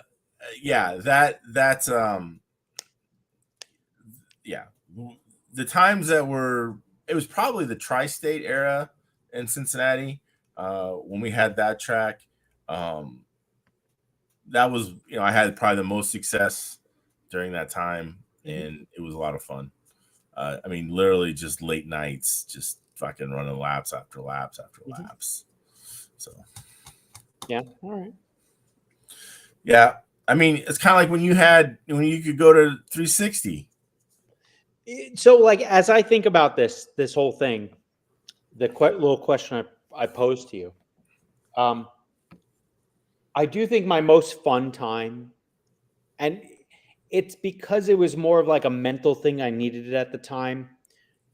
That winter of 2020 to 21, like if I didn't have that, I probably would have. Who knows what would have imploded in my life at the time. So Right. big thanks to Donnie and everyone else at 360. That was, I think it was just because it was the time and the Mhm. era, and like when we were all like so closed in, and we didn't necessarily have to be. Right.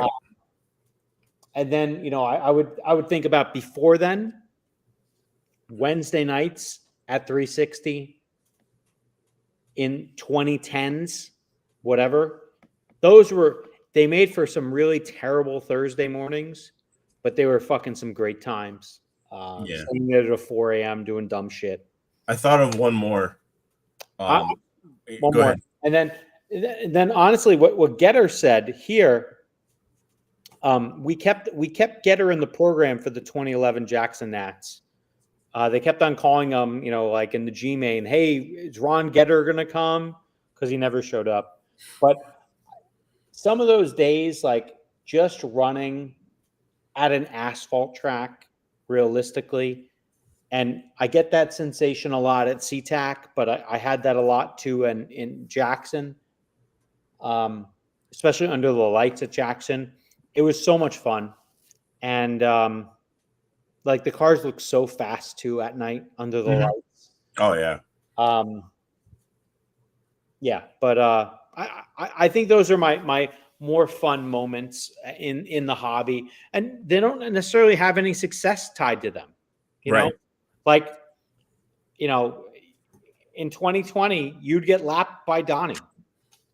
Okay, Yeah. that's just that's what happens, and Right. you take your lickings, and Yeah. Everyone gets a try to- beating. you try to learn from them. Right. If you're running Donnie down in the short shoot after he lapped you, the point is that's not where you need to be fast. That's all. All Yeah. right. So if you're running him over, maybe you shouldn't be there. Okay. That's, learn that. Yeah. But yeah, it was, I don't know, interesting. A lot of fun. So what's your last one there, Mangler? So the last one was, this is when I was in college down in Tennessee, and there was a track in Abington, Virginia, just across the border from Tennessee, Virginia state line. And it was actually like the second exit once you got into Virginia. And it was the exit right before Morgan McClure. Is that where Sterling Martin ran? I don't know. Yeah, I think that's who it was. Anyway, but there was this right on the side of the highway. There was this little. I mean, it was about 140-foot run line banked concrete oval, and there was like this little barn that we pitted in. And when you want to talk about going to school, I mean, I went to college to play football and get a degree. Yeah. But when I went there for racing, I was getting schooled. And like I had Richie King, Andy McCullen, Johnny Broyles, can't remember. There was a couple other old school names that would just come down there on like a Friday night, and you would just get fucking worked. And I mean worked. Because those dudes, it was cap tire racing. It was pan cars. It was 4-cell, 27 turns. So it was round batteries, 27 turns. And you want to talk about competition. And that's where I truly learned how to build a car, how to set up a car, especially for oval. The things that you needed to do to be fast, how to manage your tires, how to, especially with cap tires, there was programs and how to, make sure they, you get them to work right. And it was also one of those things too. It's just like you needed a right front that made your car turn, because it wasn't a very wide track. So you just needed a right front to get your car through the corner. And sometimes you just needed to reach in the box because Richie King used to run for BSR before John owned it. He had this box of tires. You just reach in the box and you grab you one out, and hopefully you put it on the car, and hopefully it worked. And if it worked, you just kept running that tire and running that tire and running that tire until it didn't work anymore. And it was really a lot of fun, a lot of laughs, really interesting. Again, I pretty much own everything I know about RC racing to those weekends, because like I had raced a lot, but I didn't like know. Like, you know what I mean? There's like, you take that next level of, well, this is how you build a car. These are all the tricks and tips and yada, yada, yada. Do you still think you know now? You never stop learning, but yeah, you never stop learning. Those were formational for you. Very, very. And it got to the point where, I'm like a sponge and I'll learn, I can absorb everything. And when it came to cap tire racing throughout the early 2000s until when we were, cap tire ended probably around 2008, 2009 on a big scale. Like there was probably myself, because Richie King was out. So there was probably myself, Kevin Kovac, and Andy McClellan, and maybe Johnny Broyles. We were probably the only 4 people left in the country that really knew cap tires. Like we knew cap tires, and like you could we could dial in and dial out that quick and easy with cap tires, and the things that we would do and test and try, it was a lot of fun. Yeah. Is there anywhere racing cap tires today in the country? They still, I think at Easley, South Carolina, I think they still have the track still there. They still run on it. Yeah. I know they run a lot quarter scale. I think they do still run some spec stuff out there. I know the velodrome in California still runs a little bit. So they probably run some cap tires on that velodrome there. I've only run cap tires once. Yeah. At Whippoorwill once. Yeah. I'm not going to say it went well, but I ran. Right. And yeah. But yeah, like I had run at Whip in like 93, 4, I think, or somewhere around there, and even went to Boylan's asphalt track, and like I didn't know what the hell I was doing. Like me, my father and I, we had no clue. And but yeah, when those weekends in Abington, Virginia, hanging out with those guys, dude, it was very formative. And yeah, a lot of those same, you hear my phrase, plant the rear, make her steer. Yep. That all started in Abington, Virginia. And yeah, it was pretty cool. Hey, I led in this entire conversation about the car don't steer. The rear is planted, but it don't steer. All right. Yeah. That's all you got to do. And in reality, what does that mean? It means that I have a car that could probably, at the moment, finish runs. Like my hot lap, I can do on lap 1 to 3. I can do that same hot lap, second to third to last lap. The problem is it might be a half second off right now. That's a big problem. But I think, it might not take much, but I agree. It may not take much. And in variable conditions, who knows? That might be the thing, And back then, when we were in Virginia, again, it was literally you had to keep changing tires until you found one that works. And once you found a tire that was working, you just ran it and ran it and ran it until it couldn't run no more. And you just wore it out. And these are the days of, I've heard you heard the term top engine cleaner, GM top engine. Oh, so there's this caustic shit that General Motors used to make. It's called top engine cleaner, and it was used to clean out the injectors and throttle bodies for GM vehicles. Yeah, man, we put this stuff on tires, and it would just get them sticky and soften them up. Approve? Huh? Earnhardt would approve it. Oh yeah, yeah. It was, yeah. These were the times too, and it's also I learned about motors a little bit, and back then in 27 turns, it was all about the can, right? Didn't matter about the armature. You could have the can. So these guys, they were like, we don't really, you can put whatever arm you want in it or whatever. Like, we'll let you pop them open and rebuild them, right? Because if you find a good can, just keep the can, just throw another armature in it. And those were, no, not BMS. Those were the days of you just rebuild, rebuild your motor and you had a good can. I went to this race in Crossville, Tennessee, at a track out there, and my car wasn't handling that well, but man, I had a lot of power. And there's this guy, I think he's passed away now. His name is Big Block, and they had a claim rule, in that if you could claim anybody's motor for like $60 or something like that, $80, I don't remember what it was, but he's like I finished like third or fourth, but like I had the pace where I could still run people down. And the next week we were having a really big race there, and he goes, "I'm buying your motor now because I don't want you to run it next week." And that dude just paid me money so I wouldn't run that motor next week. But it didn't matter because they just tore apart the armature and destroyed it. But I got to keep the can. So you just throw another fucking rotor and armature in there. Yeah. You're good because it was all in the can, like EA said. It was all in the can. And I've never heard that. It's all in the can. It's all in the can. Back then it was. Mm-hmm. You got you a good can, man. You can do wonders. Mm. So right. anyway, that was very long-winded. I'm sorry. It was fun. Good time. No. Back in the day, motors used to matter. Like, I'm not saying they don't now, but I think like motors are less of a thing now than they were. Yeah. No, I agree. So, I mean, I think what it is now is that there's more good stuff that's more common and accessible, and it goes for batteries, it goes for motors. There isn't that inaccessibility that only the top tier people get these things. Yeah. Anyone can get it, right? It's relatively available.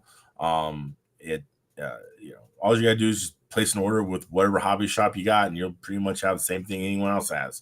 I mean, now look, there is some variations in that, but it's mostly at the IFMAR Worlds when you run spec, but that's okay. That's why you want to have the most cheater shit possible showing up. Yeah. Mm-hmm. So, yeah, I mean, the motors that I had that didn't pass tech at the IFMAR Worlds. Yeah, those would have been bangers. Uh-huh. Would have been pretty damn good. Yeah. When Tim comes over and goes, "Where did you get this from?" Someone in Florida, probably. I go, "Just an oval friend of mine." Yeah, an oval friend. Uh-huh. They had it laying around. Yeah. It might be a 3.5, but whatever. It's in that can. It's a 12. It's a 13.0, not a 13.5. Mm-hmm. Yeah. But yeah, it was pretty good. Uh-huh. But couldn't get to run it. Yeah. So I don't think Getter was saying, "Hey, Hobby Wing was the motor to run at Worlds." It was only the motor if you had a good Hobby Wing. Yeah. Otherwise, it was not the motor. There was differences. Yeah, that's for sure. Mm-hmm. So, I mean, I don't feel motor was necessarily my problem. No, it was the fucking curbs. Fuck those curbs in the asshole. Fuck them.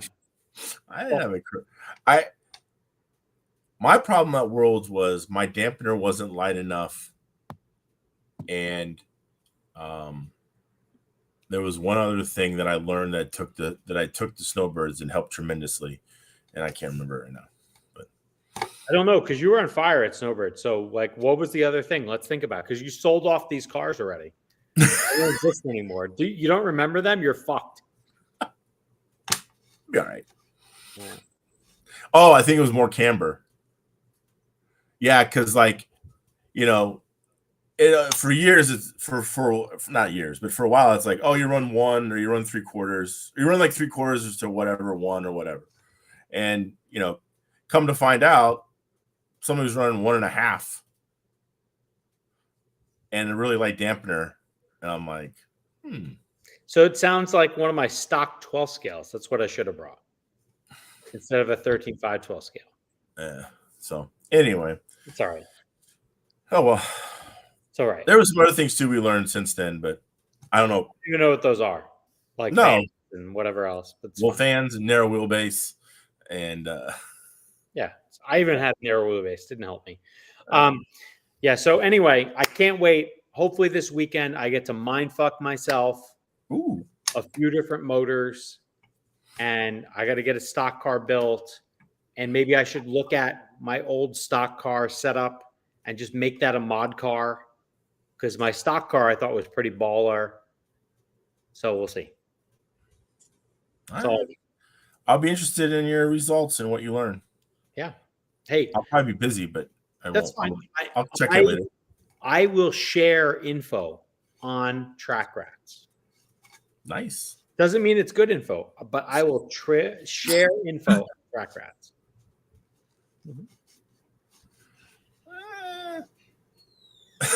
What? I won't share info on track rats? No. I'm talking about what Ronald said. Oh, okay. Yeah. Well, anyway, Wasn't that good? I don't know. I don't know. It was probably all right. Yeah. I didn't. Did I run stock 12 scale? No, I didn't run stock 12 scale. I don't know. Yeah. There was a lot of good stock 12 scales in the C main. That's all I got to say. Yeah. All right. So, any case, is that it? We're done. I think so. Right. Any final thoughts, Mangler? Just good luck to all the folks going down to the Nuggets Raceway Ranch this weekend and running the State Series race. Yeah. I hope you all have a good time. I will not be there. I wish I was, but I won't be there. Yeah. You won't be there either. No, I will not be there either, unfortunately. Not unfortunately. I mean, I'm going to have a great time doing my thing, but it just, way the schedule worked out, can't be there. Yeah. It happens, man. It happens. So. Yeah. You can't make all the races. You can try. You can certainly try. So, but yeah, good luck to everyone who's going out. Hopefully the weather holds up. I haven't looked at the weather. Hopefully it's great. Why you got to put that hex on them, Ricky Bobby? That ain't right. Oh, because I won't be there, so fuck them. That is aggressive. Petty, yeah. It's all right. What was last question for you? What was for dinner tonight? It was leftovers from like 2 other nights. Okay. That I combined together. Oh, so you it wasn't just like from 2 nights ago. It was like, well, here's a little from here and a little from there.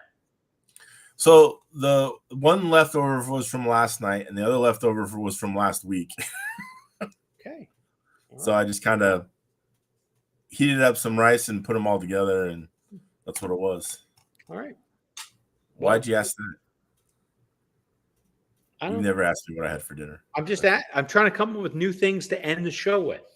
Oh, okay. You've already had dinner. I'm thinking about dinner. Why don't you ask what I fucking did this past weekend? Okay, what did you do this past weekend?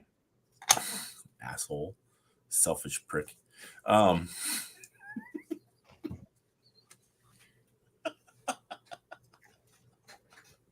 right, so what did you do this past weekend, Mangler? I went to the Florida Film Festival. And I'm going again tomorrow. I leave tomorrow and I go back for the rest of the week. So at the film festival, mm-hmm. Do you have Do you have an outfit you wear? No, I mean, I wear nice stuff. I mean, yeah. It's not like fancy. It's like Florida fancy. So Florida fancy still means you wear shorts. Yeah, it's like Western New York fancy. Same thing. You could show up a wedding and there's some motherfucker wearing shorts. All right. Anyway, So, but could you show up with maybe a top hat, a vest, something? Yeah, if you wanted to be a little out there, a little avant-garde. Yeah, pretty out there, bro. Not that out there. I just have style. I mean, that's all there is to it. So, yeah, with your Buc-ee's t-shirt, is that your style? Well, this is how much style I have. I upgraded from the Buc-ee's t-shirt. So, oh wow, what is an upgrade from a Buc-ee's t-shirt? Is it like a Home Depot new associate badge, and that's all you're wearing? Oh wow, that's messed up. No, not at all. I got a nice button down, looking pretty nice. So anyway. But yeah, I saw a movie Friday night, and then Saturday was the big day. I think I saw like 8 or 9 movies Saturday. So, and then Sunday I saw like 4. Are you there? Yeah, I'm here. Oh, so I saw, and then Sunday we topped off, which I had never seen. We watched Monty Python and the Holy Grail. It's a great movie. and John Cleese was there. He was the special guest. Okay. So I got to see John Cleese and meet John Cleese, and it was a great evening. It's a great theater called Enzion in Orlando, and yeah, it's fun. They also do a lot of shows too there's a Regal down the road, so you kind of split back and forth. But yeah, saw some good documentaries. Saw a lot of documentaries. Yeah. Yeah. Have you ever thought about making your own documentary? About what? Anything. Yeah, I'm not that creative. I think you are. Not I really. think you could have a documentary about the 2011 Mangler that I met, and we could have one just focusing on your sideburns. No, I could do. I guess maybe a documentary about facial hair. Yeah. I'm sure that already exists though. Yeah, but not from your perspective. I doubt you'll remember this, but there was one of the documentaries. It was a short, so it was about 18, 20 minutes long. It was about, remember the show on MTV called Total Request Live? Yes, TRL. TRL. TRL, bro. All right. Huh? It's TRL. Okay. Yeah. So the name of the documentary was called Troll. So TR and then brackets OL and then in brackets L. So it was about the campaign in May of 1999 that there was like a chain letter that was going around on the internet. So you gotta understand, like, this is 1999 internet, right? So Yahoo, a chain AOL, letter? Yes. Is that where you have to forward it to the next schmuck? Yes. So there was a chain email letter that was going around the internet in 1999 and early part of May. And the chain letter stated that, because this is the big hype with all the boy bands that are out there, like NSYNC and 98 Degrees and all those. And the whole thing was like, we need to get the not Backstreet Boys, New Kids on the Block. We need to get the New Kids on the Block on TRL. And there was a whole chain letter thing. And this documentary talked about how it happened, and it was really well done, and how, you know, TRL, it was voted in, and it was #2 video on May 11th, 1999. It was the #2 video on Total Request Live, all based on a chain letter. Yeah, it was pretty entertaining. All right. Now, who used to host TRL? So back then it was Carson Daly, and then also they had the other guy. I don't know who the other guy is. So they had the I Want to Be a VJ contest, and they had that Jesse guy who was all whacked out and drugs. And then Holmes. It was a Holmes? Mike no. Dave Home Improvement Show. Mike Holmes. No, Mike Holmes. You know, this was like Dave Holmes. Mm-hmm. He was the guy that was the VJ that day. They interviewed him. Yeah, so yeah, that was a pretty interesting doc that I saw. There was another good documentary. It was about it's called 69 Revival, the greatest concert no one knew about. And it was a concert that happened in Toronto in 1969 in September. And in this concert, you had B.B. King, Little Richard, who's the guy that had to get shit on? What's his name? Jerry Lee Lewis, but that's not the guy that got shit on. Who's the other guy? Yeah, he liked to get shit on. Literally defecated on. Yeah, he liked to be on. He was one of those guys that likes to be under glass coffee tables and watch women poop. Chuck Berry, that's who it is. Chuck Berry. Oh, that's not how you recognize Chuck Berry. But that's how, I don't care. He can buy an event in rock and roll, but he liked to see girls shit on glass coffee tables. Sorry, facts. We lost. Anyway, so I'll continue on. So they were all there, and then you had the Doors were there. And then you had the first appearance of John Lennon post Beatles live, and in his band was Eric Clapton. Oh, and then also this is the concert that Alice Cooper was at, and Alice Cooper, this is where he threw the live chicken into the crowd. So, like, you know, the whole legendary story of Alice Cooper. So this was that same concert.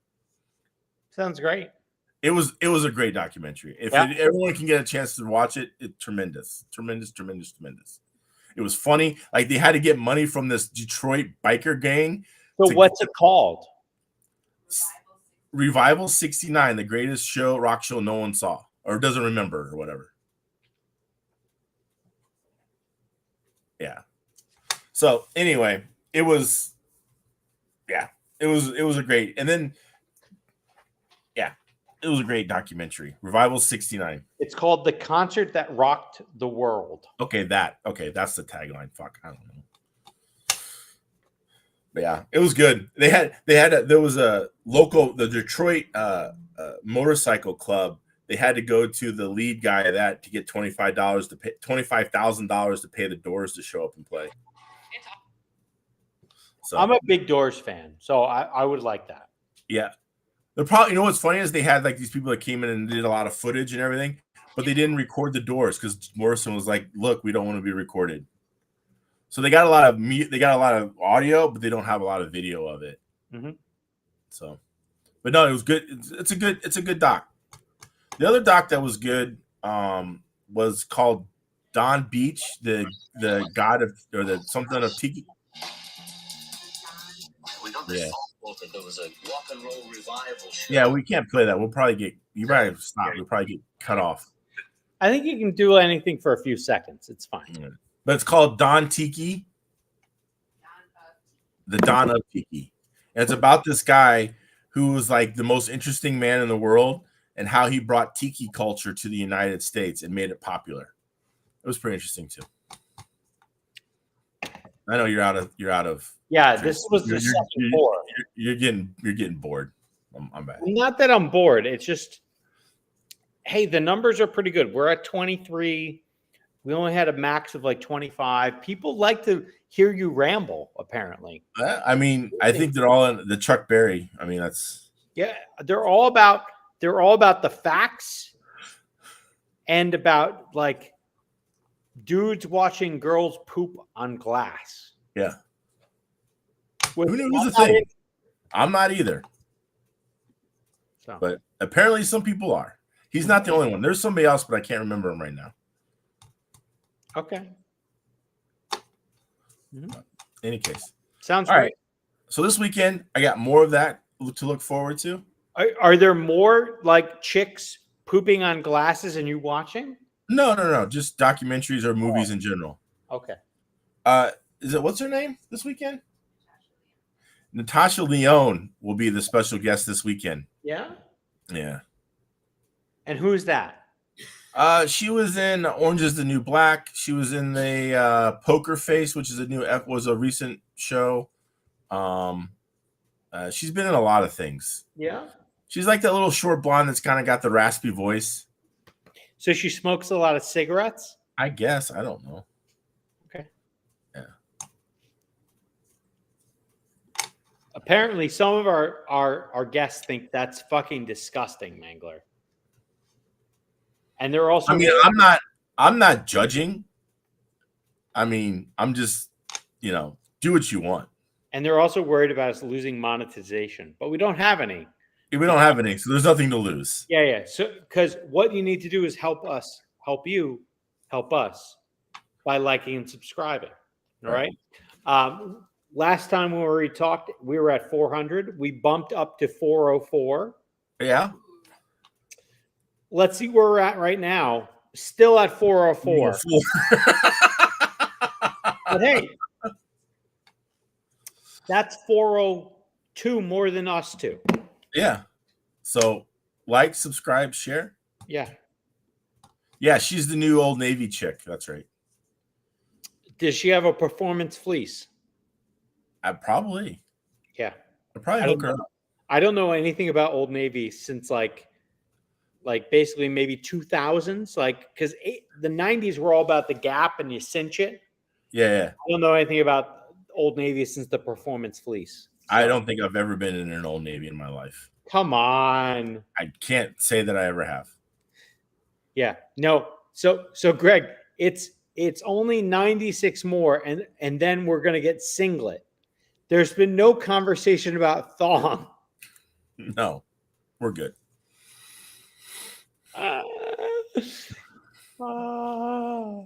that'd be pretty great. Cisco to come on with the thong song. That thong. Anyway.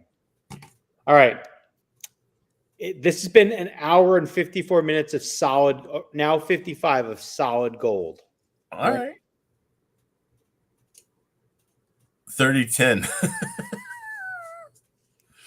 No, 500. Yeah.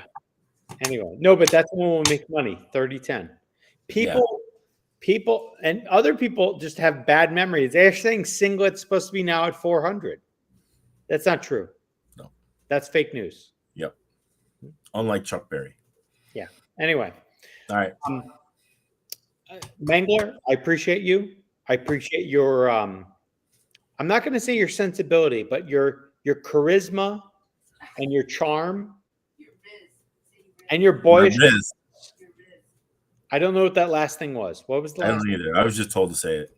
Okay. Charisma. Yeah, it's like short for my Riz, kid. Your Yo, Riz? what's up? Yeah, Your Riz. my Riz. Okay. I haven't heard the Riz before. So that's new for me. Maybe that's a Florida thing. It I could don't be. know. Anyway, but I appreciate you.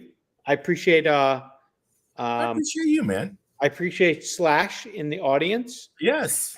And shout out to Slash. If you don't know who Slash is, it's the elegant voice that doesn't sound like Slash from Guns N' Roses in the audience.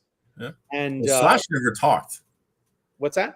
Slash really never talked. No, he definitely did not talk. He only played sweet riffs on the guitar. That's it. Yep. And yeah, that's it. So All right, man. I'm getting ready to turn on the grill myself. Ooh, Make some pork chops. It's going to be nice.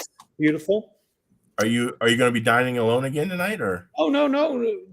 We're gonna be cooking a meal for two. Okay, It's gonna be lovely. good. The old lady's back from Zurich, which is Nice. yeah. All right. Well, have fun. Oh, we will. And the dogs here are looking at me and they're ready to eat. It's 57 minutes after their dinner time and they're angry. Ooh. Yeah. Yeah, we got to fix that. Yeah. All right. Well, bye, everyone. Thanks. Thanks, everybody. Have a good week. Yes. Bye-bye. Bye.